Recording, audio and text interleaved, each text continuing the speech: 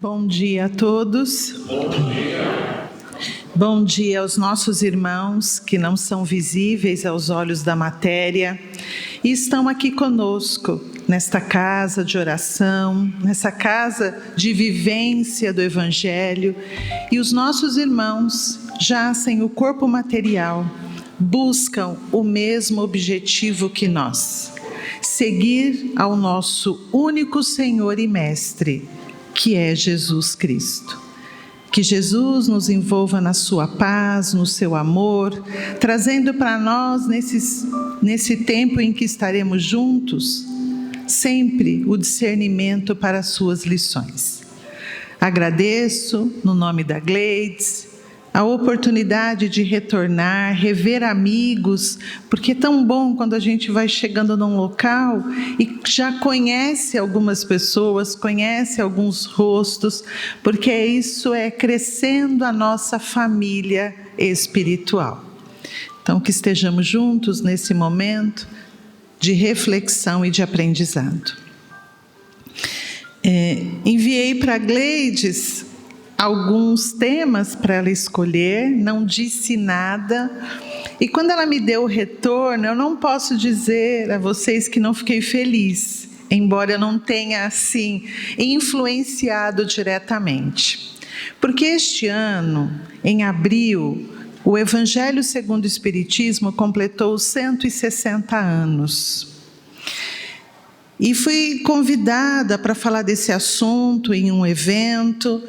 E hoje, quando nós vamos refletir um pouquinho, é a respeito desta obra, que este ano completou 160 anos, e embora talvez seja a obra que mais circule no meio espírita, é sempre a obra que presenteamos as pessoas quando chegam ao centro. Ela é base para a formação de palestras, mas hoje o convite é para nós pensarmos na estruturação desta obra e olhar para ela com um olhar renovado e entendermos o que ela de fato representa na vida dos espíritas e o que ela vai representar um dia para a humanidade. No livro Entender Conversando, fizeram uma pergunta a Chico Xavier. Chico, qual a importância do Evangelho de Jesus para a humanidade? E Chico respondeu: creio que a importância do Evangelho de Jesus em nossa evolução espiritual é semelhante à importância do sol na sustentação da vida física.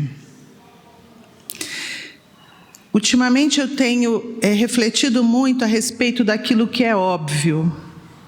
Nem sempre aquilo que é óbvio nós entendemos. Então, a resposta de Chico Xavier, no primeiro momento, ela parece não acrescentar muita coisa. Mas ele vai dizer que para a grande, quase totalidade dos seres vivos na Terra, é impossível pensar na vida sem a presença do Sol. Mas nós não pensamos nisso no dia a dia. Nós não estabelecemos essa relação tão importante do Sol com a sustentação da nossa vida. E não há momentos em nossa vida que a gente possa separar o Sol do nosso dia a dia. Mas ele vai ficando tão óbvio que nós não paramos para pensar. E eu, na minha limitação de conhecimento, não teria aqui como explicar essa importância. Mas convidemos um químico, um biólogo, um físico, para dizer o que significa o sol em nossas vidas.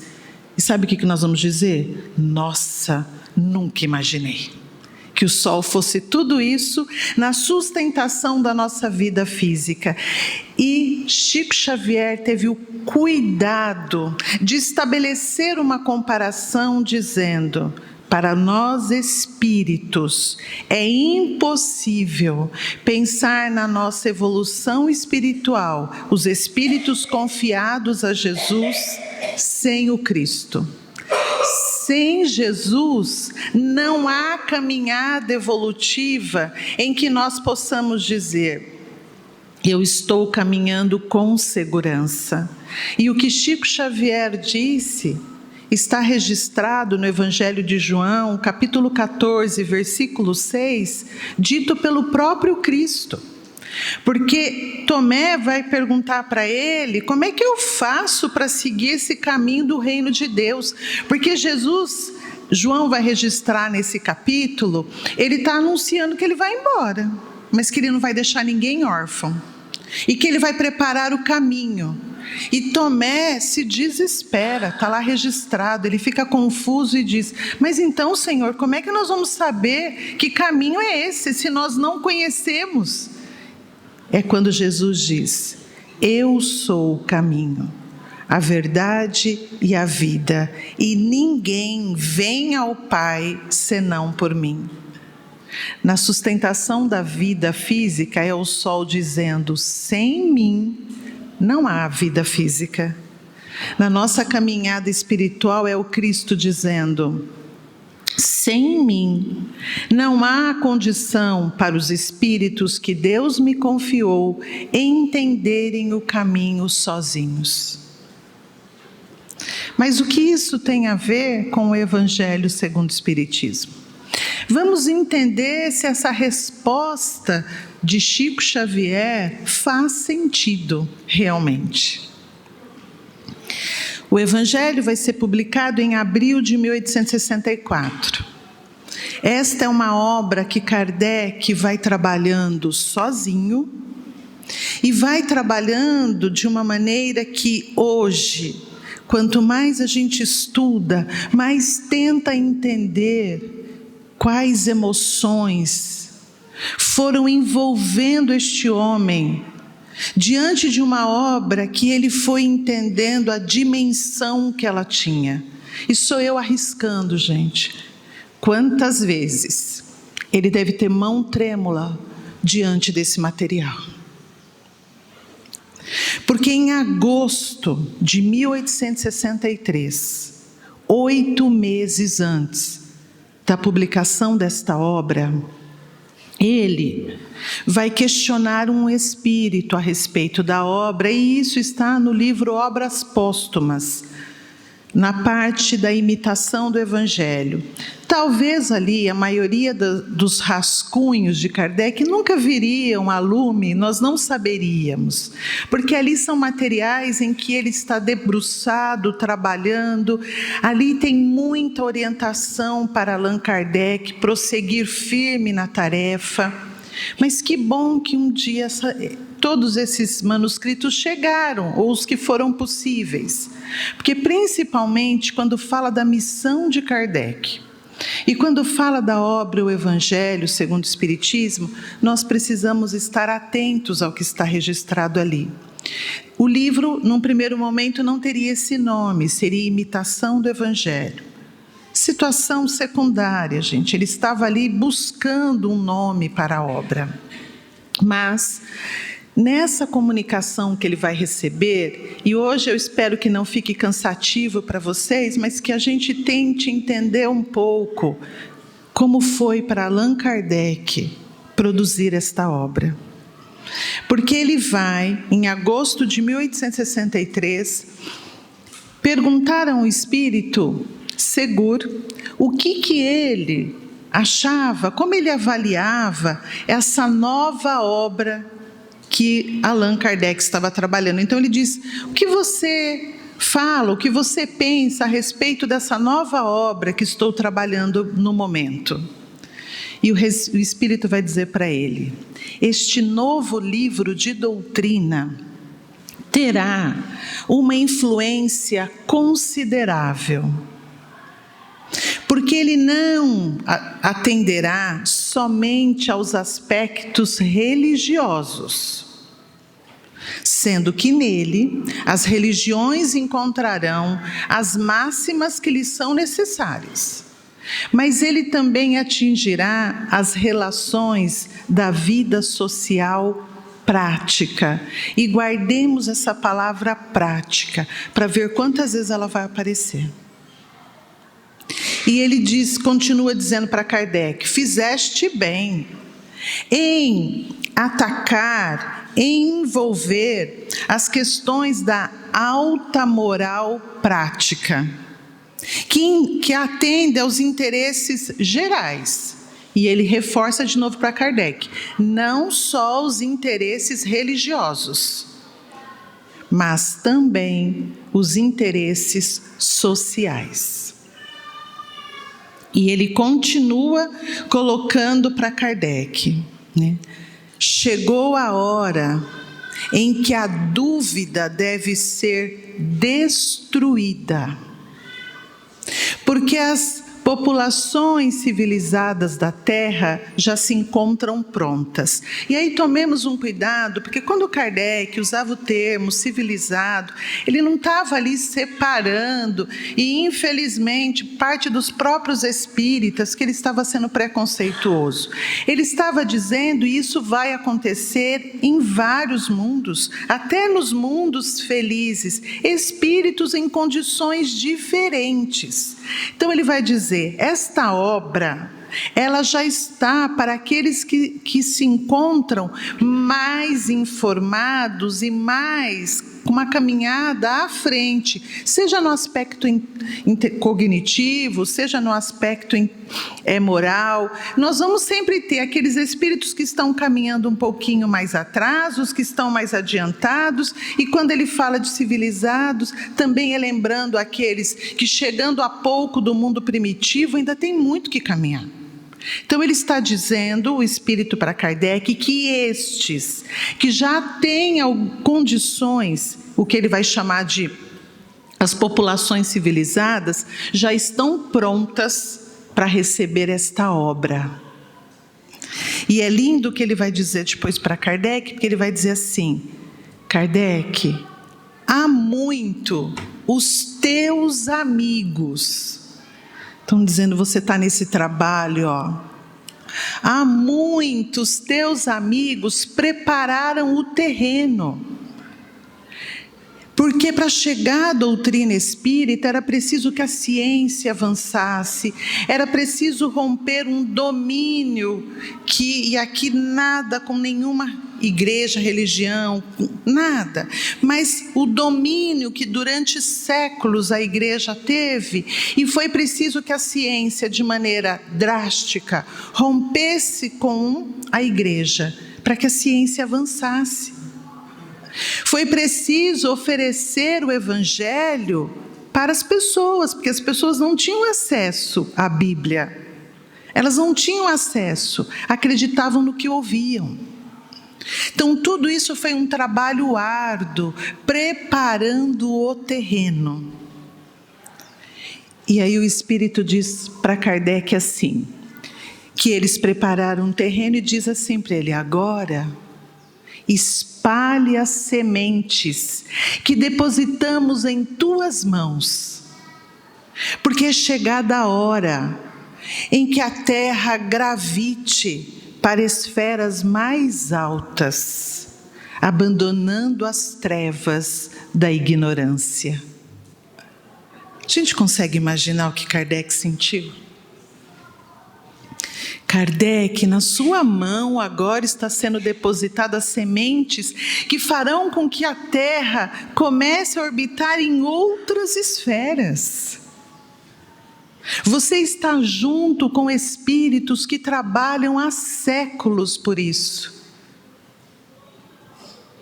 Eu imagino um misto de emoção e de medo. Porque nessa mesma comunicação ele rapidamente diz: e o que o clero dirá? Ele se assusta porque em todos os momentos na comunicação acima vai dizendo para ele: religião e vida social, religião e vida social. E olha o que ele vai receber na comunicação: o clero gritará heresia. Porque você atacará diretamente as penas eternas. Espíritas, não tenhamos medo de falar das penas. Foi Jesus quem falou. As penas, elas existem. Jesus falou das penas e das recompensas. Infelizmente, o que aconteceu é que tornaram essas penas como situações eternas. E isso foi a base de sustentação durante séculos. E ele vai dizer, são as penas eternas que essa obra atacará. E muitos pontos que são a base de sustentação até aqui do clero. E se Kardec sentiu o que foi publicar o Livro dos Espíritos, imagina ler isto aqui, porque o Espírito vai continuar dizendo para ele, gritará mais alto do que da publicação de O Livro dos Espíritos, porque nele há pontos em que eles até podem ceder, mas em O Evangelho segundo o Espiritismo, eu colocando agora, porque a obra nem tinha nome, esta obra, aí, o clero vai gritar muito alto. E ele se mantém fiel. Porque talvez poderia nesse momento recuar e dizer, nossa, se no Livro dos Espíritos eu fui apedrejado, imagina com a chegada desta obra. Mas ele se mantém firme. E o Espírito caminhando, porque o texto é longo, estou trazendo só alguns pontos, ainda vai dizer para ele, aproxima-se a hora em que você deve apresentar o Espiritismo tal como ele é, mostrando que é nele que se encontram as verdades ensinadas por Jesus. E ele continua nessa obra, no trabalho da obra, seguindo, preparando, organizando para o seu lançamento 8 meses depois. Precisa confiar muito em Jesus. Para se manter firme diante de um trabalho onde as tempestades eram ameaçadoras. Precisa ter muito Jesus como Senhor e Mestre para dizer, mesmo que me derrubem, o trabalho do Cristo permanecerá na terra.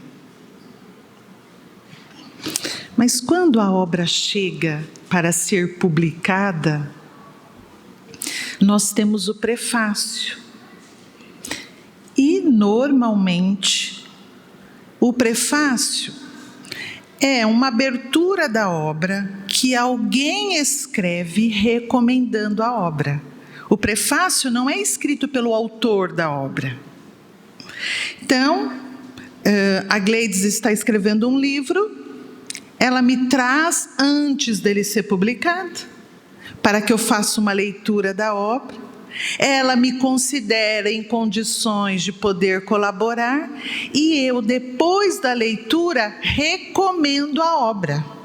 Mas para eu recomendar a obra, eu tenho que me basear no que nesta obra sustenta a minha recomendação. O prefácio da obra é assinado pelo Espírito de Verdade. É ele que, trazendo aqui para uma fala, e não estou aqui querendo comparar o Evangelho nesse sentido de prefácio, mas é só para nós entendermos, porque às vezes a gente passa pelo prefácio, passa por várias partes da obra e não presta essa atenção. O Espírito de Verdade está recomendando a leitura desta obra. Não quero aqui, me veio isso, mas eu penso que o Evangelho segundo o Espiritismo é a única obra que tem um prefácio, assim, e assinado pelo Espírito de Verdade. E para nós, ter contato com o prefácio é lindo, mas, de novo, fico a imaginar o que foi para Allan Kardec quando esse prefácio chega à sua mão, depois de que, tendo 8 meses antes, recebido a comunicação que está no livro Obras Póstumas. Porque este prefácio vem tirar dele qualquer dúvida, mas vem reafirmar o que essa obra significa. Porque quando o prefácio começa, os Espíritos do Senhor, que são as vozes, as virtudes do céu. Virtudes do céu, Espíritos do Senhor. E o que são as virtudes do céu? São os espíritos tarefeiros diretos do Cristo. E por que já podem ser intitulados como virtudes? Porque quando nós vamos à escala espírita, os espíritos de segunda ordem são divididos em 4 classes. E quando nós vamos chegando na terceira e na segunda classe, são os espíritos de sabedoria, a terceira classe. E o que eles têm que ter ali bem equilibrado? Conhecimento e moral. Então são espíritos que já não têm mais vícios e defeitos a serem trabalhados da maneira como nós precisamos. Porque são espíritos que já está equilibrado, conhecimento e moral. Mas os espíritos superiores, que é a segunda classe, são os tarefeiros diretos dos espíritos puros. E reencarnam de vez em quando em missão, porque eles ainda têm algo a depurar. Mas são espíritos que já estão muito próximos da sua caminhada para chegar à primeira classe. Então, quando no prefácio diz os Espíritos do Senhor, que são as virtudes do céu, são esses tarefeiros diretos do Cristo. Quão grande exército! Então vamos pensar no exército. Quando a gente pensa em exército, a gente só pensa em guerra. Mas o exército, os soldados e todas essas patentes que eu não sei, que compõem, eles ficam em treinamento constante. Porque eles nunca sabem quando vai chegar uma tarefa, mas quando essa tarefa chegar, eles têm que estar prontos. Terremoto no Haiti. Segue um grupo. Eles não chegam lá e ficam assim, e agora, gente? Por onde começar? Eles saem com um trabalho já definido e sempre tem à sua frente um comandante, que eles confiam tanto que entregam a própria vida. Pessoas perdidas na floresta, por exemplo, no nosso caso na Amazônia. É muito difícil a gente ver um caso de um soldado que entra e fica perdido, porque ele conhece. E ele conhece não aquele dia que ele entrou para resgatar alguém. É porque ele entra e sai, treina, vivencia a experiência. Para quando disserem para esses soldados, vão.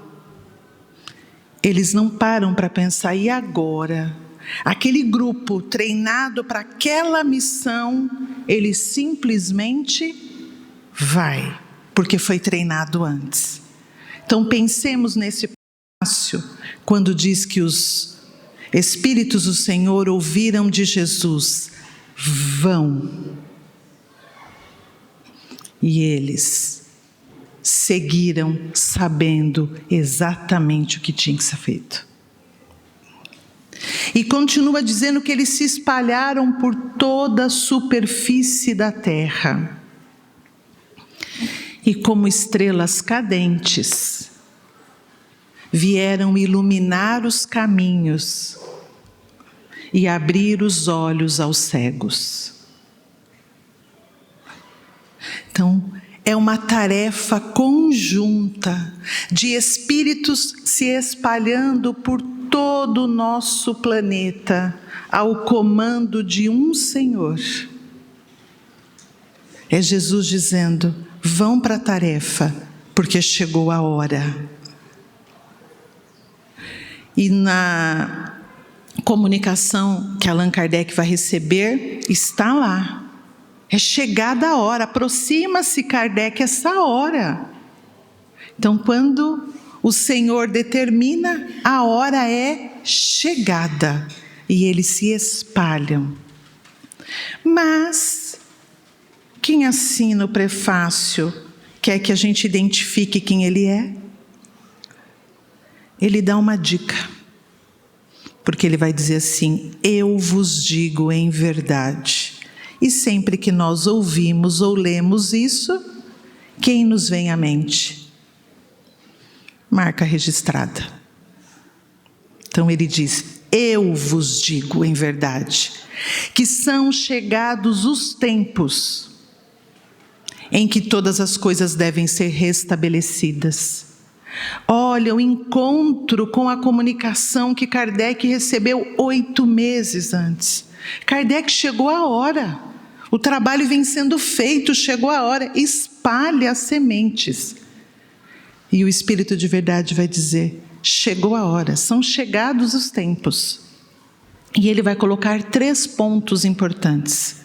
Chegou o tempo em que as trevas devem ser dissipadas.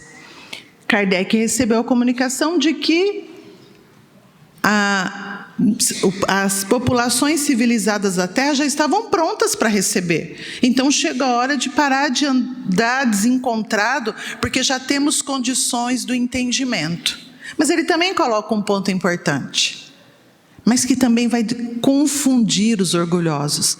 Vai ter aqueles que o orgulho fala tão alto, que vai dizer: como assim? Até agora eu estava indo pelo caminho que eu acredito certo. Chega a isso e diz que não. Imagina, eu não aceito isso. As minhas convicções, aquilo que eu entendo como verdade, vai dizer que isso está desmoronando agora. Então, para os orgulhosos, essa obra não vai colaborar num primeiro momento. Ela vai complicar. E vai ter muito orgulhoso que, diante da obra, do óbvio, vai dizer: não, eu não aceito. Mas também vai glorificar os justos. Que num primeiro momento eu não entendi o que era esse glorificar os justos. Porque eu pensava: mas por que está aqui os justos? Lá no sermão, quando vai fazer o sermão das bem-aventuranças, justo não está logo no início. Mas ele vai explicar, ele mesmo.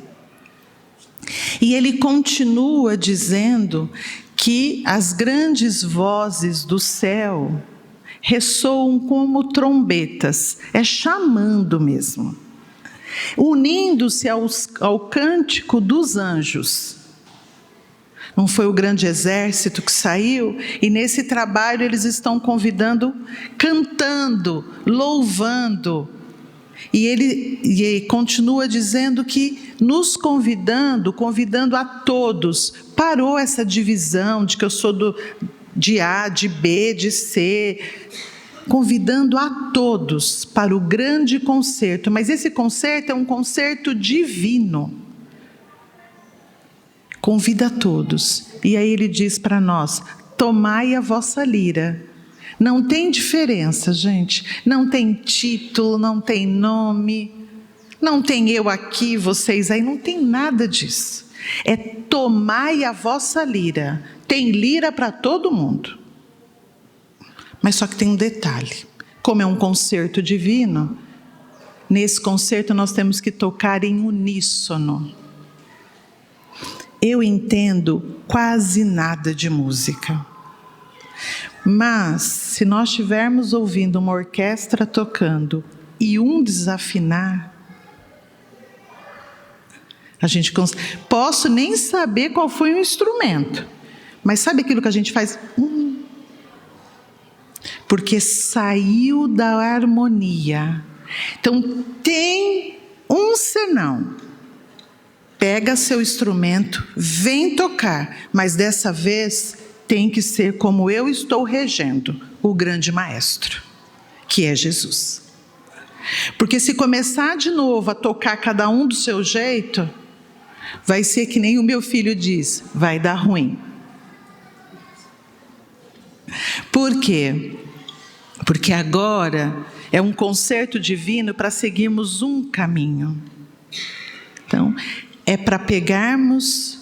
E quando a gente diz tocar em uníssono, não é todo mundo pensando igual, gente.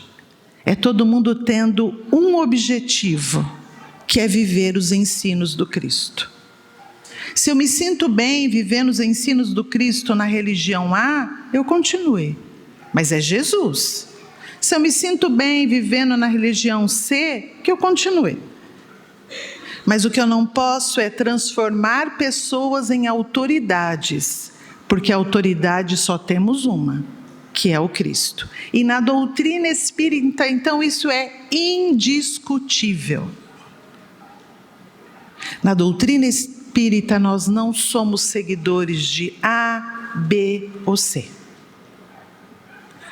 Na doutrina espírita, nós temos irmãos que se comprometeram em estudar o conteúdo espírita e oferecer para aprendermos juntos. Mas líderes religiosos dentro do espiritismo não existe. Por isso que é em uníssono. Mas ele vai encerrar esse prefácio de uma maneira tocante, belíssima, mas que nós precisamos ver nesse momento, ele voltando ao período em que esteve aqui. Porque ele vai dizer: homens, nós vos amamos. Ele vai dizer, sabe por que eu estou recomendando esse livro? Não nos esqueçamos que é uma recomendação, porque eu amo vocês. Eu amo tanto que eu estou dizendo, pode confiar na obra. Então ele diz, homens, nós vos amamos e estamos juntos de vós. Eu nunca estive distante de vocês, nem por um segundo. Um dos meus filhos, quando estava na adolescência, um dia chegou para mim e para o pai, do nada, assim, fez: vocês não sabem quem é Jesus? Aí a gente ficou olhando para ele, ele fez assim: não, vocês não têm noção de quem é Jesus. E quando adolescente fala, se o mais velho tiver juízo, fica quieto. Aí nós ficamos olhando para ele, ele falou assim: olha, se Jesus piscar um segundo, isso aqui vira um caos. Tudo está no comando dele. Ele falou mais algumas coisas. Quando a gente tentou abrir a boca, ele virou as costas, saiu e nunca mais tocou no assunto. Então é Jesus dizendo, eu sempre estive com vocês, eu nunca me apartei por um segundo. E aqui sou eu me arriscando. Ele, sem se apartar um segundo, eu consigo ter a porta e bater a cabeça na parede. Imagina se ele estivesse se afastado por um segundo.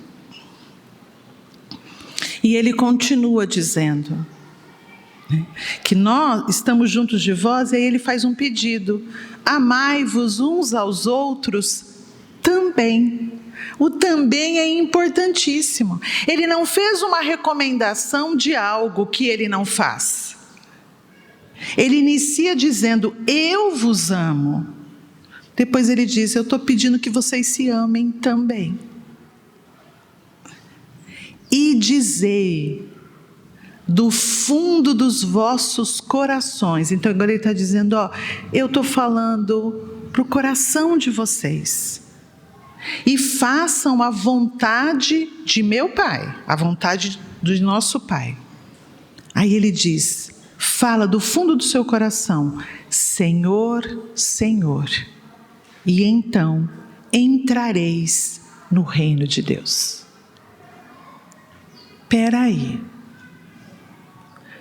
Há 1800 anos atrás ele disse assim, Evangelho de Mateus, capítulo 7, versículos de 21 a 23.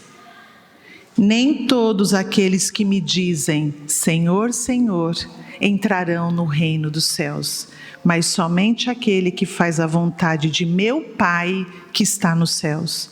Agora ele vem e diz, eu estou dando o caminho para entrar no reino dos céus.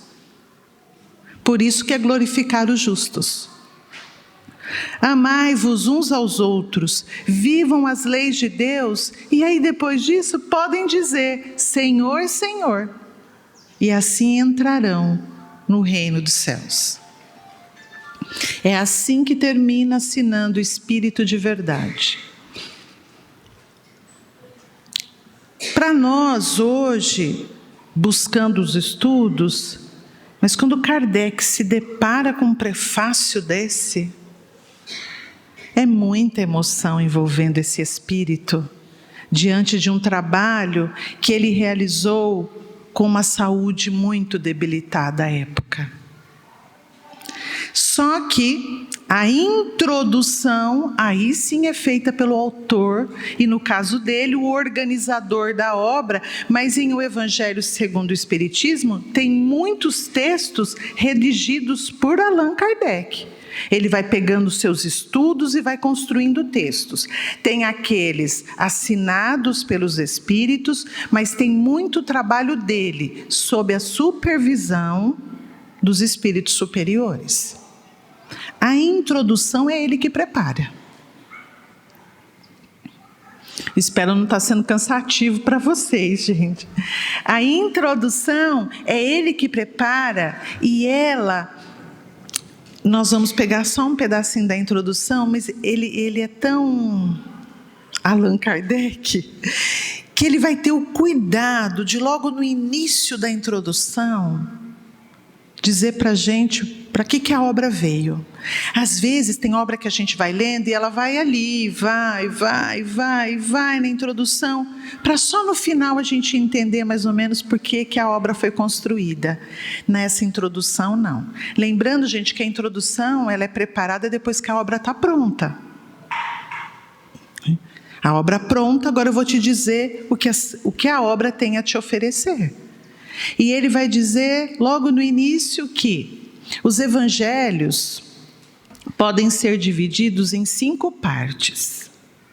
Ele coloca como a primeira parte, né, que são ali os atos da vida comum do Cristo, que é muitas vezes o que muitos cristãos ainda mais gostam, né? De ficar tentando descobrir se nasceu aqui, se nasceu ali, se Jesus comia carne, se Jesus não comia carne. E vai uma preocupação tão grande com isso que às vezes gasta uma encarnação tentando entender isso. Depois ele vai falar dos milagres, das predições e das palavras que a igreja tomou para si para formar os seus dogmas. E isso ficou tão marcado em nós, que tem palavra que a gente acha que é de autoridade, que é de domínio da igreja mesmo. Vejamos a palavra castigo, parece que ela não pode ser pronunciada no meio espírita. Porque se a gente falar de castigo, nós estamos falando da época que nós éramos... Não, busquemos o significado da palavra. Castigo significa reeducar. Etimologia da palavra.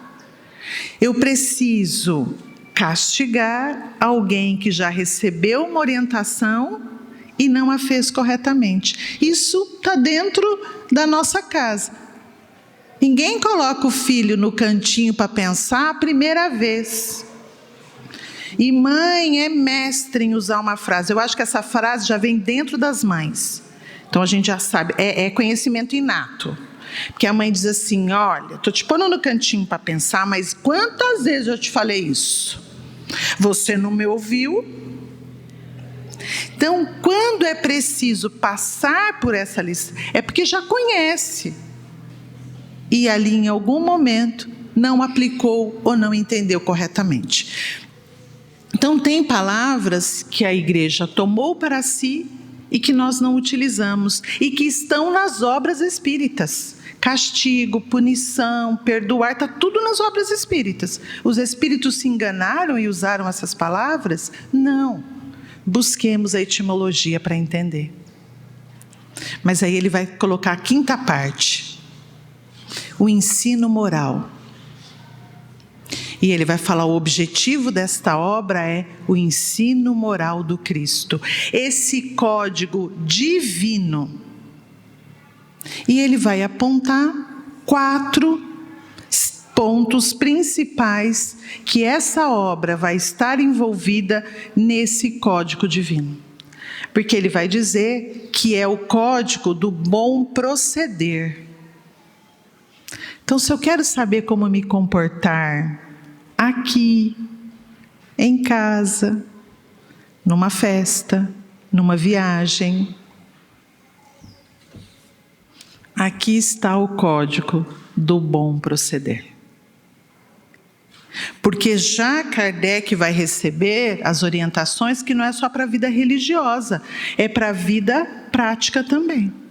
E aí ele vai dizer que é o código do bom proceder porque abrange todas as situações, sejam na vida privada, seja na vida pública. Nós somos espíritos numa caminhada ainda com muitas dificuldades, gente, muitas. Mas vocês não podem ter contato comigo aqui e se encontrar alguém que trabalhou comigo no magistério e comentar de mim, a pessoa vai falar: não estamos falando da mesma pessoa. As pessoas costumam dizer que eu tenho uma voz mansa. Vai dizer, lá na escola, nossa. Não podem estar aqui comigo, eu tenho 3 irmãos. E por acaso, sabe aquelas coisas do acaso que não existe? A Gleides observa o sobrenome e diz: nossa, esse sobrenome, eu conheço uma pessoa que o sobrenome é Rosana. Nossa, é minha irmã. Puxa, ela estuda. Não pode. Ele diz que isso aqui é a regra do bom proceder na vida privada e na vida pública. As dificuldades que eu tenho aqui são as dificuldades que eu tenho em todos os lugares. Por isso que a doutrina espírita não tem líder religioso, porque quem está aqui é alguém falível como vocês. É alguém que tem vida, família, dificuldades, igualzinho. Então, o que eu vivo dentro do centro espírita é o esforço que eu preciso ter para viver fora do centro espírita. E é o que ele diz aqui, a regra do bom proceder. Ele vai dizer também que aqui está, o código, a maneira infalível da convivência fraterna entre todas as nações. Queremos conviver bem? Vai nessa obra. Por quê? Porque ela está baseada na mais rigorosa justiça. E ele continua dizendo que esta obra vai nos ensinar o caminho infalível, que não erra, para a felicidade vindoura. A doutrina espírita, ela é consoladora, gente. Ela é. Mas não é um consolador que me tira as dificuldades, não é isso. Eu vou usar um exemplo muito simples. Ela é consoladora assim. Alguém aqui que tem uma criança pequena, ela está brincando lá no parque com os amiguinhos, cai. Quando ela cai, eles têm uma antena, Pode estar um monte de gente, ele corre para o colo daquele responsável que está ali. Quando ela chega, o que o responsável faz? Acolhe, consola. Só que ele observa a gravidade do problema. Se foi um arranhãozinho, vamos ali lavar, está tudo bem. Mas se o adulto ou o responsável que está ali observa e diz: nossa, quebrou. A criança chorando, gritando, eu não vou, ele diz: vamos imediatamente para o hospital. E lá no hospital, amando essa criança, diz: faça tudo o que é necessário. E a criança grita, chora, diz: não faz isso comigo. Então a doutrina espírita, ela é consoladora assim: vem, mas agora eu te ofereço o remédio, porque o que Jesus quer é que a gente se cure, não que permaneça doente.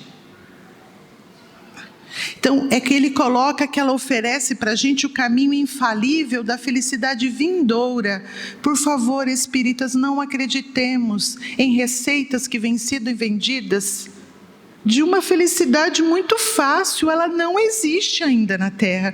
Porque quando Kardec questiona em O Livro dos Espíritos o que é felicidade, os espíritos falam: vocês ainda não têm condições de entender o que é felicidade.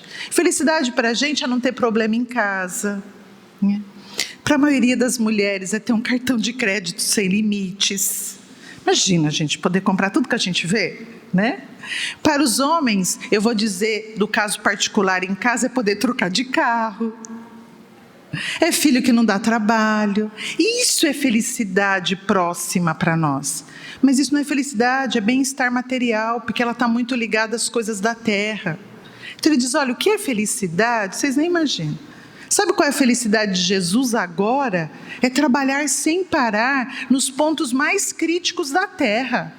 Isso é felicidade para nós?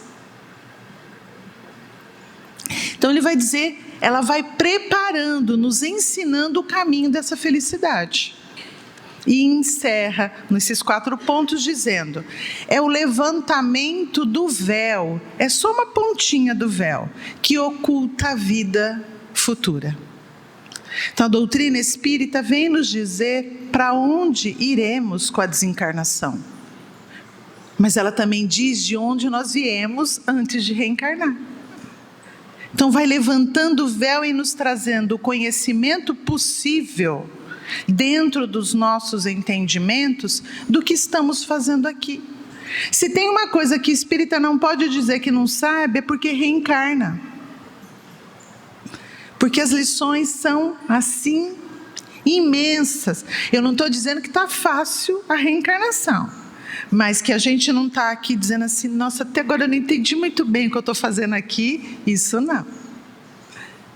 E ele vai na introdução dizer assim: essa obra é para todos, é uso, ele ainda coloca uso. O que é uso, gente? Não é aquilo que fica de vez em quando, é que a gente usa todo dia.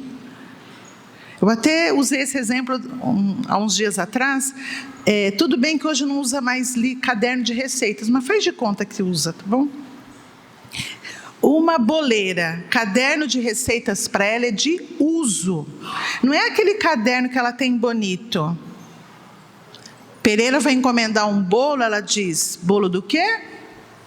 Ela vai para o seu livro. Então é isso que ele diz: essa obra aqui é para a gente usar mesmo, usar.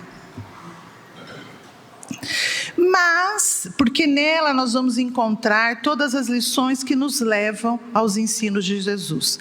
Mas ele vai dizer assim: mas para os espíritas, então é mais ou menos chamando a gente no canto: olha, essa obra qualquer pessoa pode comprar, pode tê-la, não precisa ser espírita. Mas para vocês, espíritas, encosta aqui no pé do ouvido que com vocês a conversa é mais próxima. De um modo especial, ele não chamou os espíritas de especiais, ele disse: de um modo especial, essa obra já não é mais letra morta.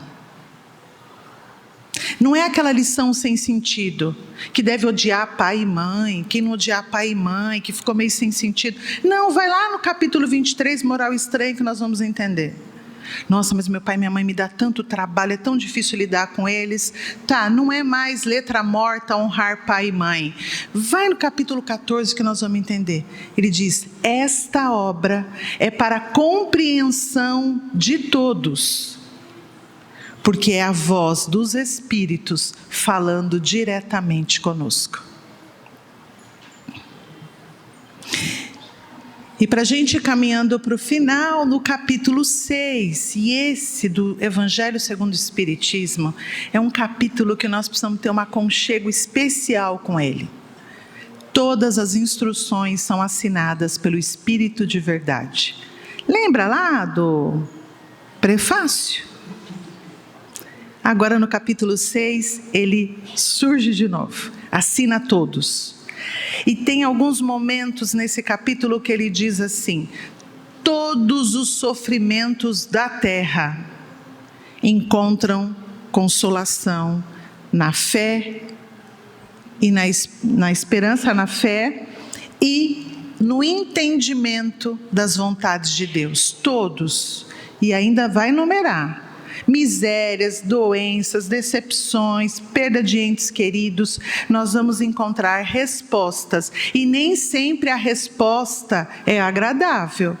A criança no pronto-socorro que está tendo atendimento, o momento ali não está sendo agradável, mas é o que ela precisa. E ele vai também colocar para nós no prefácio que o Espiritismo chega na época predita pelo Cristo. Evangelho de João, capítulo 14, versículo 16. Eu rogarei ao Pai, e Ele vos enviará um outro Consolador, que permanecerá convosco para sempre, Espírito de verdade. Então, nesse capítulo ele vai dizer isso. Mas aí tem 2 pedacinhos que vale a pena, porque ele vai dizer assim: venho como outrora aos filhos perdidos de Israel. Escutai-me. Gente, Jesus está dizendo assim: me escuta, por favor. Não é porque ele vai ganhar ponto positivo com Deus, é porque eu vos amo. Não é isso que a gente faz para uma pessoa quando a gente ama uma pessoa? Me escuta, eu estou te dizendo isso por amor. Eu estou dizendo isso porque eu estou enxergando algo que você não está ainda. Não tem a frase da mãe: se eu não te amasse eu não falava? Então ele está dizendo: escutai-me. E mais abaixo, que dá o título dessa nossa reflexão, ele vai dizer homens fracos. E o fraco aqui é: entenda a sua fragilidade ainda. Que ainda está nas trevas da inteligência, sabe tão pouquinho. E a gente é igual criança mesmo, né? Aprende um pouquinho, já acha que sabe muito. Então ele diz que está nessas trevas da inteligência ainda. Ele fala: não afastais esse facho que a clemência divina depositou em vossas mãos. Jesus só estava nos pedindo uma coisa: não afasta essa obra de vocês. É com a permissão do Pai que ela chega. E essa obra que está sendo depositada na mão de vocês é para redirecionar os caminhos e levar os filhos perdidos ao regaço do Pai. A obra vem nos ajudar a reencontrar o caminho de volta para os braços de Deus. E uma das partes mais belas desse capítulo é quando ele diz: sou o grande médico de almas, e só eu tenho o remédio que vos pode curar. Curar a alma. E ele é aquele médico que diz: os fracos, os sofredores, os doentes são os meus prediletos. Não busque no mundo, porque o mundo não pode vos dar. E Deus ofertou esse remédio a vocês através do Espiritismo. E aí ele diz: escutai-o. Em 2 momentos do capítulo ele diz: me escuta. E depois ele diz: escuta o escuta as minhas lições, presta atenção através dessa obra. Eu não sei se já temos dentro de nós a dimensão do que é o Evangelho segundo o Espiritismo. Não para ser melhor que as outras obras, não pensem de outras religiões. No que é o Espiritismo, Kardec vai dizer: quem está feliz nas outras religiões, permaneçam nelas. O Espiritismo chega para aquele que já não encontra mais respostas. É para esses que ele chega. Mas imaginemos ele dizendo para nós: me escuta, mas me escuta através dessa obra. Quando ele disse aos espíritos: vão, e agora levem a verdade às pessoas, porque chegou a hora de se libertarem desses sofrimentos que fazem com que a gente fique rodando em círculos. E tudo isso porque o Cristo nos ama. Mas Emmanuel, no livro Seara dos Médiuns, capítulo 62, vai deixar um alerta para nós. Ele vai dizer assim: as lições do Evangelho, elas consolam e esclarecem, encorajam e honram aqueles que a seguem ou as que a recebem. Mas se não for usada, não adianta. Esta obra não pode ficar na estante. Ela não pode ser de uso nosso no dia do Evangelho no lar. Esta obra precisa fazer parte do nosso dia a dia. É mais ou menos assim: Jesus, eu estou precisando de uma consulta. O Senhor disse que é o grande médico de almas. Estou aqui sentada. Abre o livro e o médico vai conversar conosco. Porque Kardec enfrentou muitas batalhas. Ele enfrentou muitas dificuldades. E sou eu dizendo que devem ter sido muitas noites em claro, orando e pedindo a Jesus: me dê as forças necessárias para que eu não sucumba, porque a sua obra, Senhor, deve ser maior que todas as minhas limitações. É Allan Kardec dizendo: esta obra, Senhor, vai nos tirar da escuridão e vai nos oferecer luz. E quando a luz acaba e ficamos na escuridão, nós somos perdidos. E a obra veio acender a luz possível em nossas vidas. Por isso, Chico Xavier foi muito feliz. Sem o Evangelho, nós não temos sustentação suficiente na nossa evolução espiritual. Tomemos a nossa lira, para que um dia sejamos reconhecidos pelo Cristo nesse grande concerto. E imagina Jesus dizendo: Gleides, você finalmente toca exatamente como eu te ensinei. E esse dia é para todos nós. Basta a gente dizer: Senhor, nós te aceitamos como único guia e modelo possível em nossa caminhada. Sejamos gratos aos 160 anos de Evangelho segundo o Espiritismo, mas principalmente vivamos esta obra para que de fato tenha valido a pena todo o esforço de Allan Kardec e do exército do Senhor. Que Jesus nos envolva na sua santa paz, nos abençoe e continue ao nosso lado.